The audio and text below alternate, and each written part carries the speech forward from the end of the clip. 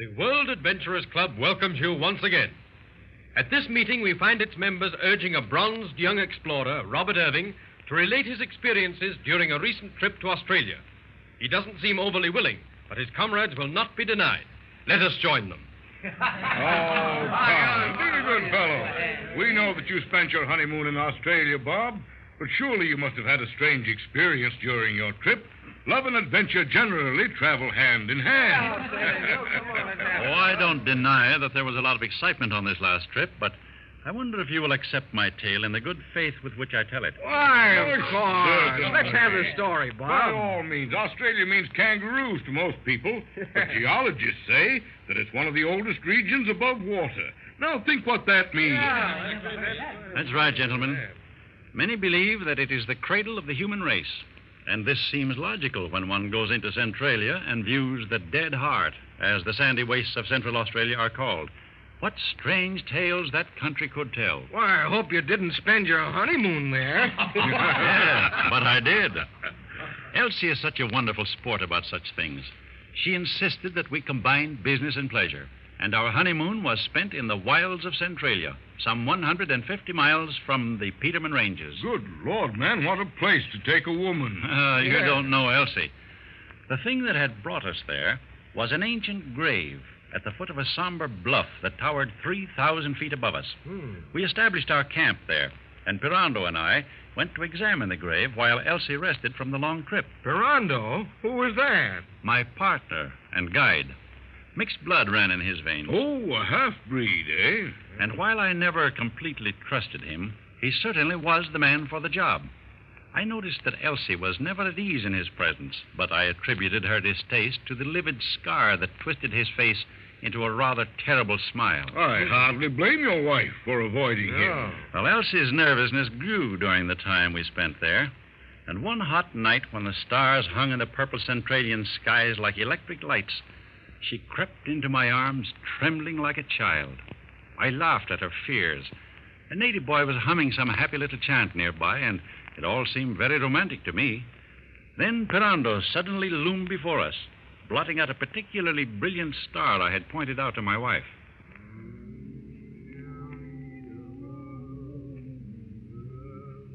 Oh, Mr. Pirando, how you startled me. I always seem to frighten Mrs. Irving. Is it not so? Nonsense, Pirando. But Centralia casts a strange spell over those that come to her for the first time, and that ancient grave is scarcely a cheerful neighbor. Oh, that. He's sleeping well, his feet pointing toward the east, toward the rising sun. But those who have known Kaditcha do not sleep in peace. Kaditcha? What is that? It is the Australian Aboriginals' term for terror, sweetheart. Stark and dreadful, above physical fear. It is a sacred emblem to them, also a spirit power, unfightable, influencing them during their lives. And after death as well. Oh, how horrible. You know, it frightens me, Bob. The legend of the Kaditcha shoes whispered by the black boys makes a very interesting story. Kaditcha shoes? That's one I haven't heard. Very interesting, too. It seems that these shoes are made of emu feathers, which are held together by clotted blood. Oh, how ghastly, Bob. Now, dear, nothing can hurt you while my arms are around you. Yes, I do feel safer in your arms. A very charming love scene, but rather hard on a lonely man like myself.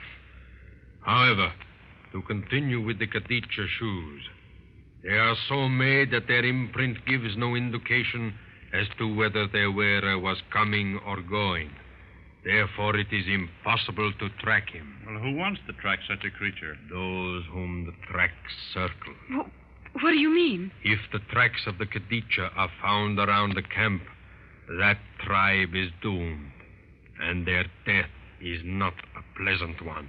And who gives this Lord of Life and Death the power to wear these mighty shoes of emu feathers? Only those favored by the stars can wear them.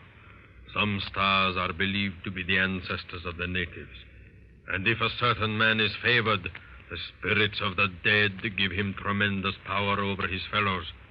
But if, on the other hand, the shoes are found in his possession, the powers are turned against him, and he dies a terrible death. Win or lose, someone dies.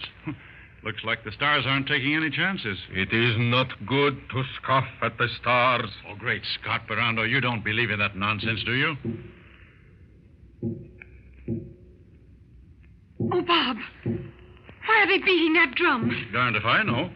But here comes Camille. Looks like something's up, Ferrando. Irving, boss! Irving, boss! What's wrong, Camille? What are the boys beating the tom-toms for? Kaditcha tracks. Kaditcha tracks? Where? All the same around Missy Elsie's tent. What? Miss him. Feet go flurry round tent. Oh, Bob! Bob, I'm afraid. Hush, darling, there's nothing to fear. What do you make of it, Ferrando? Probably one of the black boys has a grudge against your wife and wants to kill her. Oh, don't be a fool. Can't you see that Elsie is frightened enough as it is? If one of those black boys... No, Irving, boss. No black boy wear shoes. Come along, me. Me show you all the same tracks. See, boss, fella? See, Kaditcha tracks. By George, those are interesting. I've never seen anything like them before. Oh, Bob, can't you forget your scientific interest for even a moment? My life is at stake, do you hear? The tracks are around my tent. I'll die. Why, Elsie, your nerves are completely shot. Listen, sweetheart, if it will make you feel any better, I'll search this camp until I find the shoes.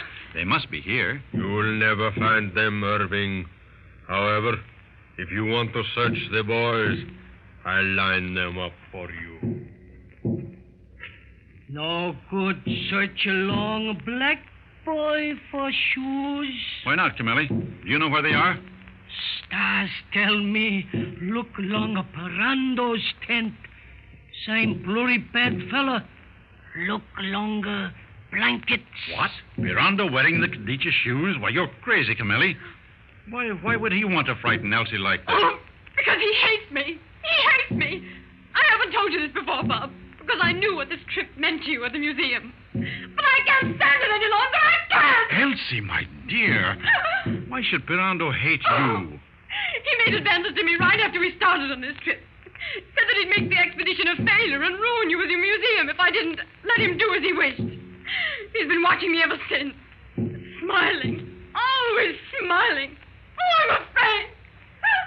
I'm so afraid. Oh, the swine. Why didn't you tell me, sweetheart? Why, this whole trip isn't worth your little finger. Come, Camille. Let's find Pirando. Oh, don't fight him, Bob. I'm afraid for you. Oh, I see it all now. He told that story about the shoes after circling Elsie's tent with them. It was all a frame-up. I'll make him eat those shoes. Oh, no, Bob. For my sake. Missy, Elsie right, boss fella. You go along a tent first. Find the shoes. He hate Missy because she not belong his woman. Where Kaditcha to kill her. You find him shoes, turn powers on him. Come, this way. Go slow. Go soft. Hear him, tent. Come along now. Come quietly now. We find Kaditcha shoes. What are you doing in my tent, Irving? Search the blankets, Camille. Get away from my cot, you black No, dog! Pirando, I've got you covered. Frighten the girl because she wouldn't listen to you, eh? You're the lowest kind of a dog I ever... out, fella, boss! Kaditcha shoes! My God, it's true. Pirando, you devil, I'll try... What's happened? Rondo's fallen. The yellow car fainted from fear. Him dead. What? Me told you find Kaditcha shoes. Stars plurry angry along Pirando. Him die. Not Missy Elsie. Stars put curse on Pirando. Well, Boy. that's a time when heart failure came in handy. I suppose those natives thought that the Kaditcha killed Pirando. Well, I'm very thankful to Kaditcha, for if it hadn't killed Pirando, I probably should have. The rat, he had it coming to him. Then I take it you believe in Kaditcha. Oh, good heavens. That's absurd to believe in that witchcraft of the natives. It was a plain case of heart failure, brought on by such strong emotions as hate and fear. Absurd? I wonder. We later discovered that Pirando had a goodly mixture of the blood of the black boys in his veins. And Kaditcha never loses his powers on a native, no matter how civilized he has become. Sounds like superstitious claptrap to me. Call it what you will, gentlemen. But this much I know. Both Pirando and I had very rigid physical examinations before we left on that trip, and his heart was as good as it is possible for a heart to be. Think it over, gentlemen. That certainly does give these gallant vagabonds something to think about. No man knows what awaits him beyond the far horizon. The members of the club invite you to join them again at their next meeting and listen to another strange adventure in a strange land.